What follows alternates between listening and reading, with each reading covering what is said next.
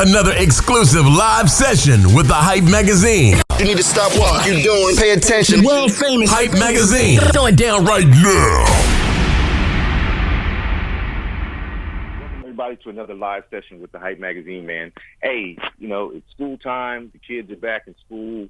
The house is bustling every morning with the family to get ready to head out the door. And then you hear this, Mom, Dad, my stomach hurts.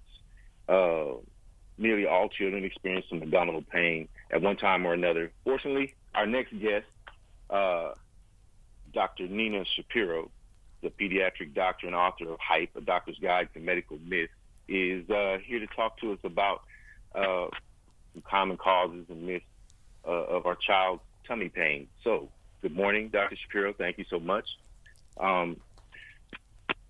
What are some of the symptoms and common misconceptions when it comes to this particular pain, the tummy ache? So stomach pain is remarkably common in kids, and a recent Pediatric study of parents of children of 2 to 11-year-olds found that about 70% have some degree of constipation at some point within the prior month or two. So it's remarkably common. It's a little bit difficult to assess the symptoms in the younger kids because they may not be able to verbalize it. But things to look for if your child is complaining about stomach pain, decreased appetite, increased irritability, some nausea, or even bedwetting in a child who's formerly potty trained, these may all be signs that your child is constipated.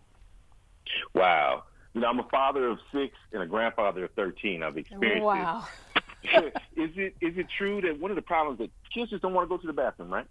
It is. Kids, especially at the beginning of the school year, the younger kids more commonly than the older kids may be shy, may not want to ask the teacher to use the restroom. They may be embarrassed, so they'll hold it in. Or they could just be busy out playing with their friends. They may get a little bit dehydrated, may not be eating enough fiber, but they often go through a whole school day and not use the restroom, and this can actually lead to being constipated. When I was a young parent, I was more likely to panic. So, when we notice these kind of symptoms, do we need to head to the ER, or are there things that we can do at home? So there are things you can do at home. If you ever have any concerns about your child, especially if you're a new parent, always call your doctor to see if you do need to go to the hospital or go to their office. But oftentimes these problems could be handled at home. So there are medications. The Pediatric line are safe for kids ages 2 to 11 years, and they are laxatives that are specifically formulated for kids of that age group, so they're very safe. Surprisingly, about 65% of parents with young kids will give them an adult laxative to their children. And there are problems with this because the adult laxative contains an ingredient called polyethylene glycol 3350, which may not be safe for kids, may have some side effects. This is currently being studied. So it's always best to play it safe and give your child a medication that's specifically formulated for kids. Okay. What would you say to parents who might have some hesitation about giving the kids a laxative? So whenever there's a new medication that you're giving to your child, always check with your doctor to make sure that it's the right medication, the right dosing if you have any questions, but just to know that you want to give your child a medication that's for children. So you don't want to give them an adult medication and just lower the dose. You want to give them a product line that's specifically formulated for kids. The Pediatric laxatives are safe, and they're various forms, whether it's a suppository or oral, and these are very safe and specifically meant for kids. Okay. So we're back in school. The kids are running around with other kids. Besides the stomach ache, what are some other things that tend to pop up right about now?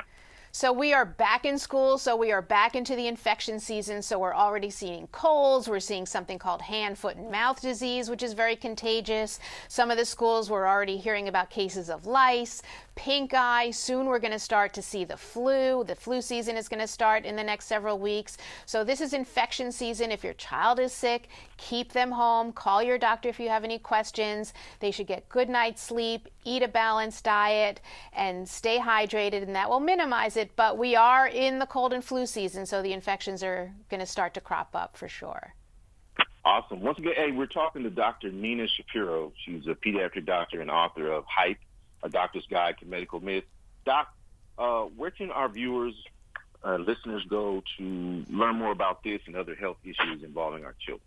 So for pediatric digestive health questions, our listeners can go to Pedialax.com. Pedialax.com. All right. Thank you. Thank Once you. again, the Hype Magazine Live Sessions, Dr. Nina Shapiro, pediatric doctor and author of Hype, A Doctor's Guide to Medical Myths. Check her out.